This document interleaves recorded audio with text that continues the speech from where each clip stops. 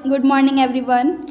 तो जो आज हमें क्या करना है, इसमें जो कल मैंने पाठ पढ़ाया था आपको क्रिसमस वाला पाठ 17 क्रिसमस, उसके आज हम शब्दार्थ और प्रश्नोत्तर करेंगे।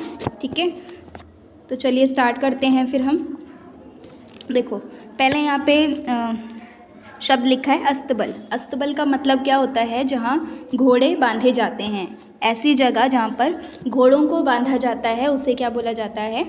अस्तबल बोला जाता है। क्या बोला जाता है? अस्तबल। दूसरा है यहाँ पर पैगंबर। पैगंबर मतलब ईश्वर का दूत। ठीक है, ईश्वर जिनको भेजते हैं ना, उनको बोलते हैं ईश्वर का दूत। यानी कि जैसे होते हैं ना कि कोई आपका संदेशा देने आते हैं, या फिर जो जैसे होते हैं ना पोस्टमैन, आप चिट्ठी वगैरह लेकर आते हैं, है ना, मैसेज वगैरह लेकर आते हैं। तो वैसे ही ईश्वर का जो मैसेज लेकर आते हैं उनको क्या बोलते हैं? ईश्वर का दूत बोलते हैं। ठीक है, आगे है पुनः। पुनः मतलब क्या होता है? पुनः का मतलब होता है दोबारा। दोबारा मतलब अगेन। ठीक है, चौथा है इसमें 4th नंबर पर कट्टरपन। कट्टरपन मतलब कि धार्मिक जुनून। ठीक है, आगे विश्वासघात। विश्वासघात मतलब होता है धोखा देना या फिर धोखा।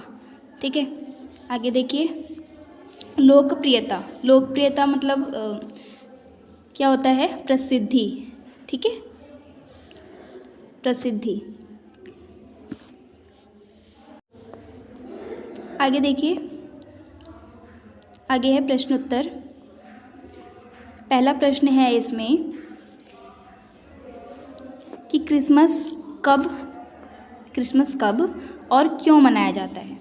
ठीक है, तो सभी को पता है कब मनाया जाता है और क्यों मनाया जाता है, ये भी सभी को पता है, क्योंकि हमने इस चैप्टर को पढ़ रखा है, अच्छे से रीड कर रखा है, समझ रखा है। ठीक है, तो कब मनाया जाता है? तो 25 दिसंबर को मनाया जाता है ना। तो अभी हम पूरा देखते हैं इसे कि क्रिसमस ईसा मसीहा के जन्म दिवस के रूप में 25 दिसंबर को मनाया जाता है। 25 दिसंबर को मनाया जाता है। जैसे आप लोगों ने देखा होगा ना, स्कूल में भी सेलिब्रेट करते हैं क्रिसमस डे। ठीक है, तो किसके जन्मदिन पर वो मनाया जाता है? तो ईसा मसीहा के जन्मदिन के रूप में मनाया जाता है इसे। ठीक है, आगे अगला प्रश्न है ईसा मसीहा बचपन में कैसे थे? ईसा मसीहा बचपन में कैसे थे? तो कैसे थे बचपन में? पढ़ाया था ना कि बुद्धिमान, दयालु और खुले दिमाग वाले थे। तो ईसा मसीहा बचपन से ही बुद्धिमान, दयालु और खुले दिमाग वाले, यानी कि अपने ही मन से वो खुद से फैसले लेने वाले व्यक्ति थे।